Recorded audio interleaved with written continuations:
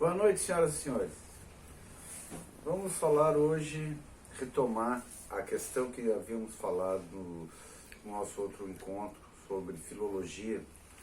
Nós vimos que no século XIX, os filólogos trouxeram à luz aqueles pensadores que durante quase 2.400 anos eles foram obscurecidos pelos dois gigantes do pensamento filosófico ocidental, Platão e Aristóteles.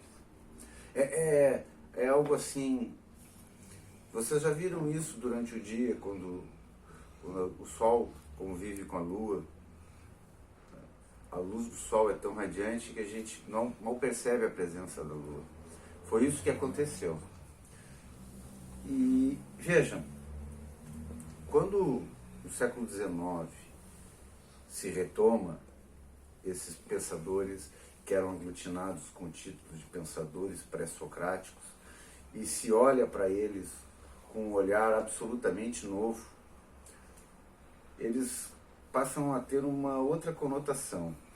Eles são agora denominados os pensadores originários. Por quê? Porque justamente lá no século VI a.C., nas amplas regiões dominadas pelos gregos, que vai surgir a tentativa da explicação do mundo baseada na razão. Havia uma explicação muito convincente, que era a explicação mitológica. Os gregos foram ricos na criação de mitos e deuses que conseguiam dar conta de todos os fenômenos do mundo.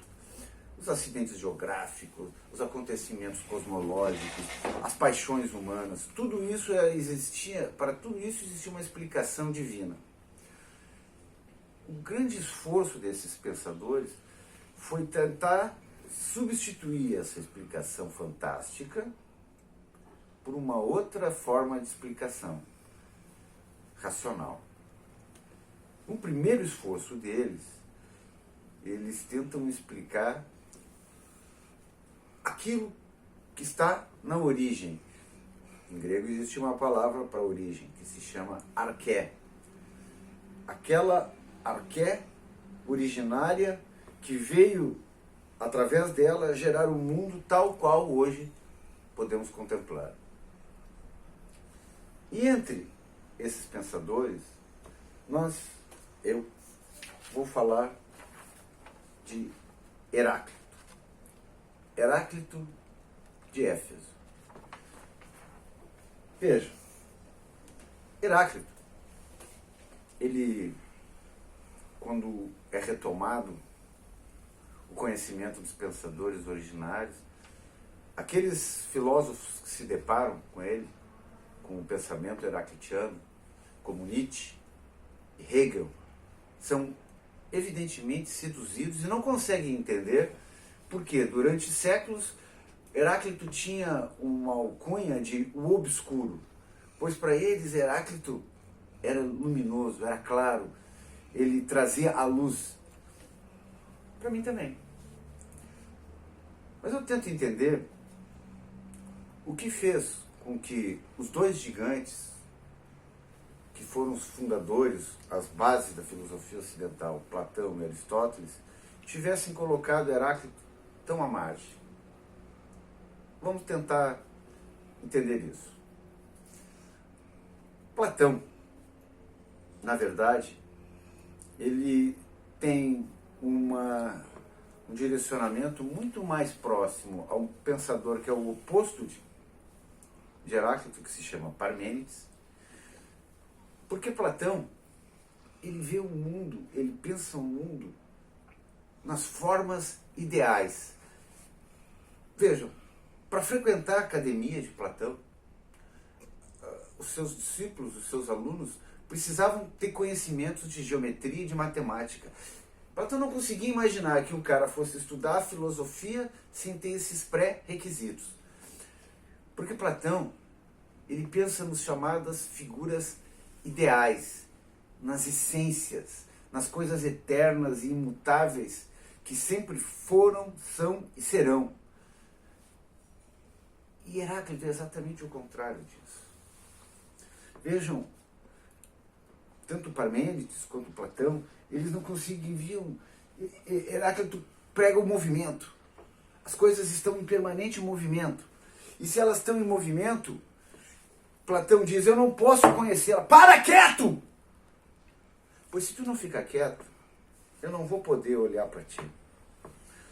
Então, Platão descarta Heráclito. Já Aristóteles ele teria afinidades maiores, porque Aristóteles enxerga o mundo com os olhos de um biólogo. E o biólogo, ele está atento à mudança, ele sabe que as coisas não são estáticas. Mas Aristóteles é um classificador. Vejam, um dos papéis da biologia, e Aristóteles é um mestre nisso, é justamente classificar. O que ele vai fazer? Ele vai dizer assim, se tem penas e voa, é pássaro. Se tem escamas e nada, é peixe.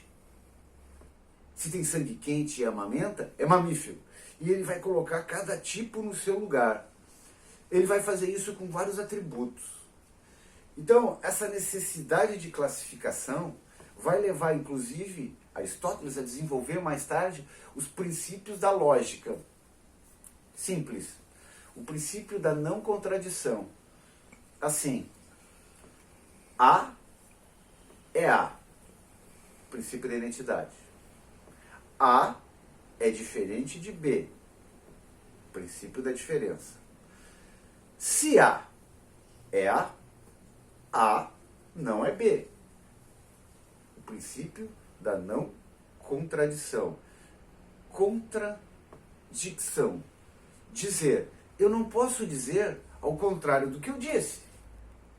Se eu disse que A é A, eu não posso dizer A é B. Porque eu entro em contradição, eu digo ao contrário. E aí, Heráclito tem alguns dos seus fragmentos, Heráclito tem 126 fragmentos reconhecidos. Ele tem um fragmento que diz, o Logos, o Um, quer e não quer ser chamado pelo nome de Zeus. Quer e não quer. Isso não dá, Aristóteles não consegue. Então ele também vai colocar Heráclito de fora. E aí, nós vamos chegar nesses pensadores e vamos chegar no momento atual em que Heráclito começa a ser lido. E vejam, o desafio desses pensadores originários.